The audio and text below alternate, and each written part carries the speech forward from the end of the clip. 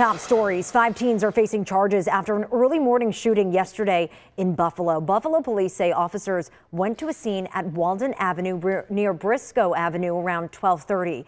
At the same time, a man who was shot in the leg and 4 other people arrived at ECMC. We're told his injuries are non-life threatening. Detectives say they were able to connect these 2 scenes. 3 17-year-old men, 18-year-old Nathaniel Bonda and 18-year-old Khalil Clark have all been charged with 1 count of criminal possession of a weapon. And later Saturday afternoon, Buffalo police say another man who was shot in the leg went to ECMC. Police tell us he is expected to be all right. Police determined the shooting happened on Fillmore Avenue, just north of MLK Park. 1 car has been impounded. Anyone with information is asked to call or text the Buffalo Confidential Police tip line. That number on your screen right now. And in Buffalo, a Buffalo teen is facing a weapons charge after a woman was shot during a large fight Saturday night. Police say they responded to a shooting near Genesee and Strauss Streets around 6:30. There, they say they found a woman shot in the leg. We're told her injuries are non-life threatening. BPD says their investigation indicates a large fight happened that led up to this shooting. 18-year-old Brandon Singletary was arrested in connection and charged with criminal possession of a weapon.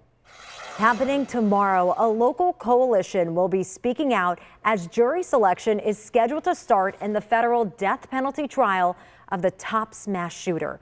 Members of the Western New York Coalition Against the Death Penalty will hold a news conference Monday morning outside the federal courthouse in downtown Buffalo. The group says it opposes the federal government seeking capital punishment in a state that has rejected the death penalty, and we will be at that conference tomorrow. Tonight, investigators are working to learn the cause of a fire that brought down a house in Buffalo this morning. Fire crews responding to the scene on Wilson Street after 7:30. When they got there, they say they saw the 1st and 2nd floors on fire. Our photographers captured the moment the main building started to collapse. There was also a partial collapse of a back step-down section at this home. We're told the rest of the building is slated for emergency demolition. The fire also damaged a home on Fillmore Avenue and 2 cars in its driveway. 2 on your side was also at that same home on Wilson Street this past Friday when crews responded to another fire there. New at 6, dozens of motorcyclists are hitting the road for the annual Louis Bellatier Foundation Motorcycle Run. Riders gathering at Chef's Restaurant in downtown Buffalo before taking off on a route through Western New York led by law enforcement motorcycle escorts. The event honors the memory of Edward Full, a Vietnam veteran and retired Hamburg police officer. Great guy, he was a police officer 28 years, just a salt of the earth guy. And, he'll be sadly missed here because he did all our events. He helped volunteer for a lot of them. So, yeah, he's a big missing piece. Along the way, riders collecting playing cards at several stops, competing for the best and worst poker hands. Proceeds benefit the Louis J.